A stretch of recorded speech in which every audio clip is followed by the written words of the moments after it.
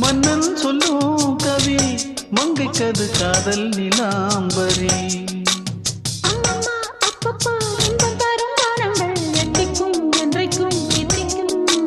மங்கினி கங்கினி வெண்ணிலவின் தங்கினி உன்னைத்தான் என் கண்கள் சந்திக்கும்